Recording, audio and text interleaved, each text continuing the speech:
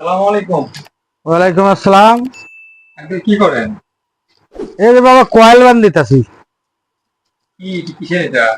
এটা এই যে ইজি বাইক। এটা ভাই, ইয়ার এটাতে কি করেন? অটো অটো রিক্সা গুলা, বড় অটো গুলা।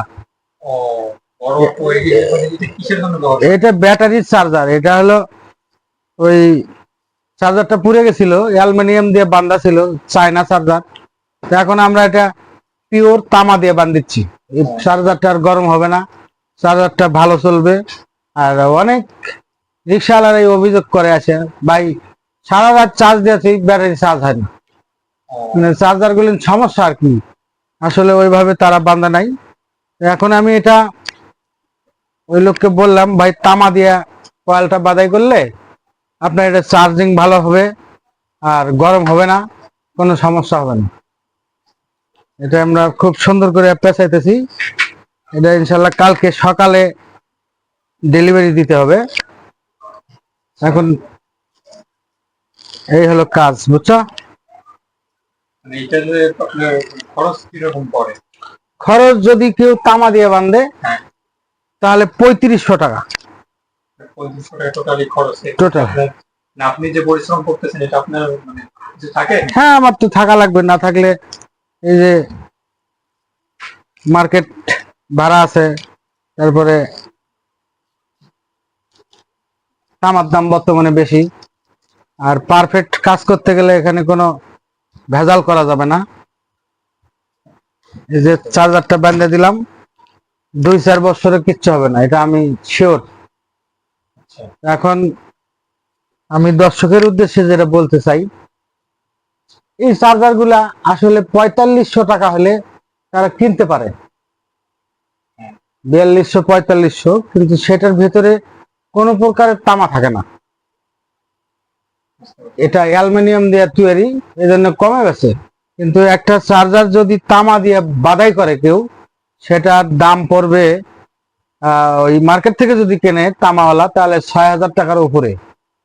আর সেখানে আমরা ওই চার্জারটা এখানে 3500 টাকা দিয়ে আমরা তামা দিয়ে বান্ধে দিতেছি।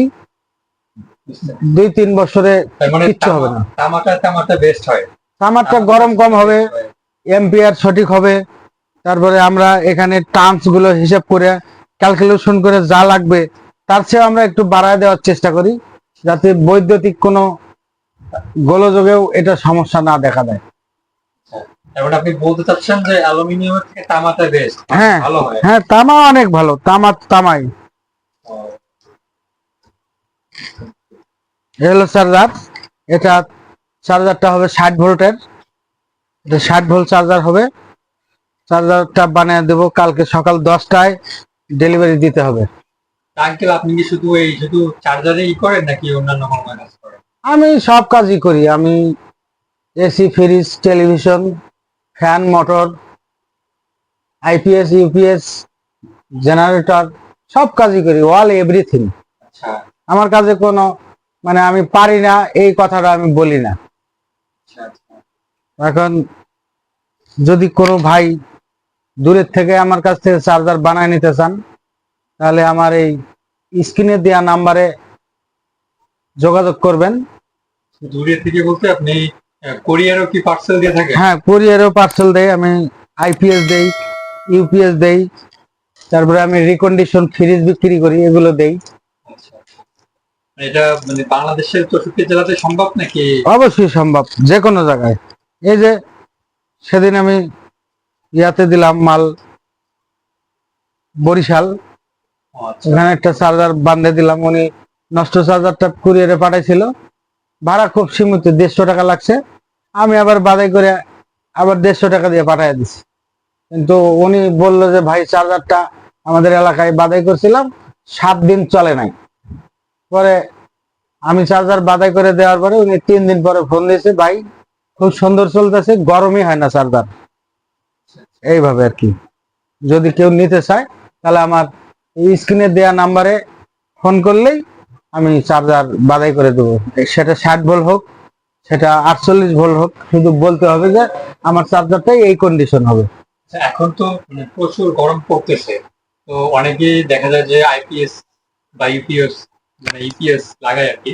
হুম। তো এগুলা যদি মানে বাইরে থেকে কোনো কেউ যদি ফোন দিয়ে বলে যে এটা লাগবে, সেটা সেক্ষেত্রে মানে আপনার কিভাবে সেটা কি করেন? সেটা উনি কি কি চালাবেন লোডটা বলতে হবে যে আমার 2টা ফ্যান চলবে বা 3টা ফ্যান চলবে বা 5টা ফ্যান চলবে, এই লোড ক্যালকুলেশন করে কোন মাপের আইপিএস লাগবে ওইভাবে ওনাকে বলবো যে এত টাকা, তখন সে অর্ডার কনফার্ম করলে আমি মাল বানায়া দিয়ে দেবো। আচ্ছা আচ্ছা। আপনার এই দোকানটা কোথায় এটা?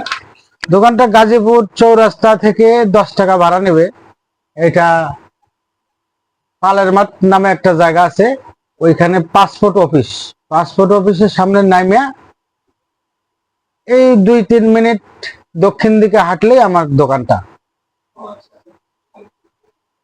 তো যাই হোক, প্রিয় দর্শক শ্রোতা, আপনারা দেখলেন এই আঙ্কেলটা অনেক পরিশ্রম করে এবং অত্যন্ত সুদক্ষ একজন technician, AC fridge, generator, IPS, EPS, বিভিন্ন ধরনের ইলেকট্রিক মালামাল এবং সার্ভিসিং করে থাকেন উনি। তো আপনারা দেখতেই পাচ্ছেন ওনার এটা হচ্ছে ওনার দোকান।